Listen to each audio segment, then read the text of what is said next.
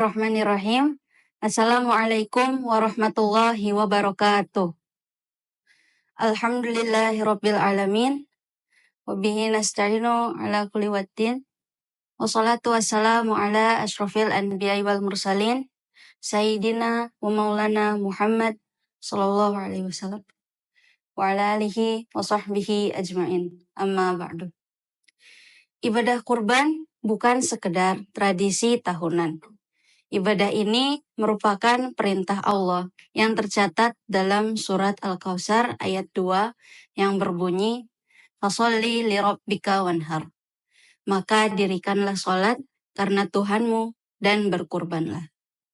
Kata an-nahr dalam ayat ini merujuk pada penyembelihan hewan kurban di hari Idul Adha sebagai bentuk ketundukan kita pada Allah. Terdapat beberapa hikmah di balik pelaksanaan ibadah kurban. Yang pertama, kurban merupakan wujud syukur kita atas kehidupan yang Allah anugerahkan. Setiap tetes darah dan daging hewan kurban mengingatkan kita bahwa segala rezeki merupakan karunia-Nya. Kurban juga merupakan salah satu cara kita untuk menghidupkan ajaran Nabi Ibrahim alaihissalam. Ketika Allah memerintahkan Nabi Ibrahim menyembelih Nabi Ismail alaihissalam, keduanya melaksanakan perintah tersebut dengan sabar, ikhlas, dan taat. Kurban merupakan cara kita untuk menelusuri kembali kisah teladan ini, mendahulukan cinta Allah di atas segalanya. Kurban juga mengasah ketakwaan dan keikhlasan. Dijelaskan dalam Quran surat Al-Hajj ayat 37, Allah berfirman yang artinya, daging dan darah kurban tidak akan sampai kepada Allah, tetapi ketakwaan dari kalianlah yang sampai kepadanya. Kurban bukan sebatas kegiatan memotong hewan, tetapi juga merupakan bentuk pendekatan diri pada Allah, sehingga kita dijauhkan dari riya atau kebanggaan duniawi. Kurban juga memiliki nilai yang lebih utama di mata Allah daripada sedekah senilai. Berkurban dengan seekor kambing lebih mulia di sisi Allah daripada sedekah uang senilai hewan tersebut. Karena kurban merupakan bentuk nyata dari syiar Islam. Mayoritas ulama menyatakan bahwa kurban hukumnya adalah sunnah mu'akkad, yaitu sangat dianjurkan bagi kalangan yang mampu. Rasulullah Shallallahu Alaihi Wasallam bersabda, barang siapa yang ingin berkurban, kemudian telah memasuki 10 hari pertama bulan Zulhijjah, maka janganlah ia mengambil sedikit pun dari rambut dan kulitnya. Hadis riwayat Muslim. Sa'id bin al-Musayyib, Robi'ah, Imam Ahmad, Ishaq, Daud, dan sebagian murid-murid Imam Asy-Syafi'i mengatakan bahwa memotong rambut dan kuku bagi orang yang ingin berkurban, hukumnya adalah haram sampai diadakan penyembelihan kurban pada waktu yang telah ditentukan.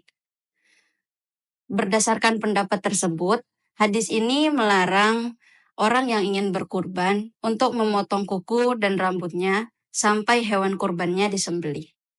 Sebagai contoh, ketika hewan kurban akan disembelih pada hari tasyrik pertama, yaitu pada tanggal 11 Zulhijjah, maka larangan tersebut berlaku sampai tanggal yang telah ditentukan.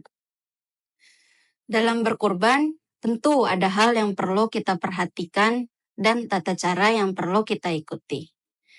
Yang pertama, penyembelihan hewan kurban dimulai setelah sholat Idul Adha, yaitu pada tanggal 10 Zulhijjah hingga akhir hari tasyrik, yaitu pada tanggal 13 Zulhijjah. Menyembelih sebelum sholat Idul Adha, hukumnya tidak sah dan tidak dianggap sebagai bentuk kurban. Adapun hewan yang boleh dikurbankan terdiri dari 3 jenis, yaitu unta, sapi, atau kambing. Dan layaknya manusia yang memerlukan batas minimal usia ketika mencari kerja ataupun bersekolah, hewan kurban pun memiliki batas usia yang dianjurkan. Dan setiap hewan memiliki batas usia masing-masing. Untuk kambing minimal 1 tahun, untuk sapi minimal 2 tahun, dan untuk unta minimal 5 tahun. Tentunya kita juga perlu mengamati kondisi fisik dari hewan yang akan dikorbankan.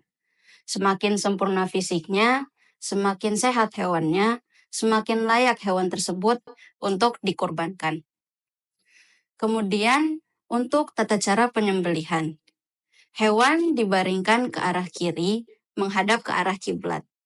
Dan sebelum hewan disembelih, penyembelih membaca, Bismillahirrahmanirrahim, hadza ani wa ani ahli baiti. Dengan nama Allah, Allah Maha Besar, kurban ini dariku dan keluargaku. Diikuti dengan basmalah dan takbir sebanyak 3 kali.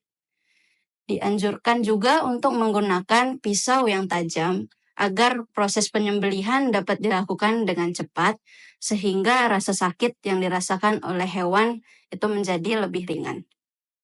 Kemudian dalam membagi daging kurban, dianjurkan untuk membaginya menjadi 3 bagian. Sepertiga pertama untuk orang yang melaksanakan kurban, sepertiga yang lainnya untuk kerabat ataupun tetangga di sekitar kita, dan sepertiga lainnya untuk fakir miskin. Teman-teman yang dirahmati Allah Subhanahu wa Ta'ala, jangan biarkan kurban menjadi rutinitas tanpa ruh. Nabi Ibrahim alaihissalam mengajarkan seorang hamba menjadi hamba yang taat bukan ketika ia diberi cobaan yang ringan, namun justru ketika ia diberi cobaan yang berat. Mari kita jadikan kurban sebagai momen kita untuk membersihkan hati dari cinta dunia, mengokohkan ukhuwah dengan berbagi kepada sesama, serta menegaskan komitmen yang ada pada Quran Surat Al-An'am ayat 162. Inna sholati wa nusuki wa mahyaya wa mamati lillahi rabbil alamin. Sesungguhnya sholatku, kurbanku, hidup dan matiku hanyalah untuk Allah Subhanahu wa Ta'ala. Subhanakallahumma wa bihamdika asyhadu an la ilaha illa anta astaghfiruka wa atubu ilaik. Wassalamualaikum warahmatullahi wabarakatuh.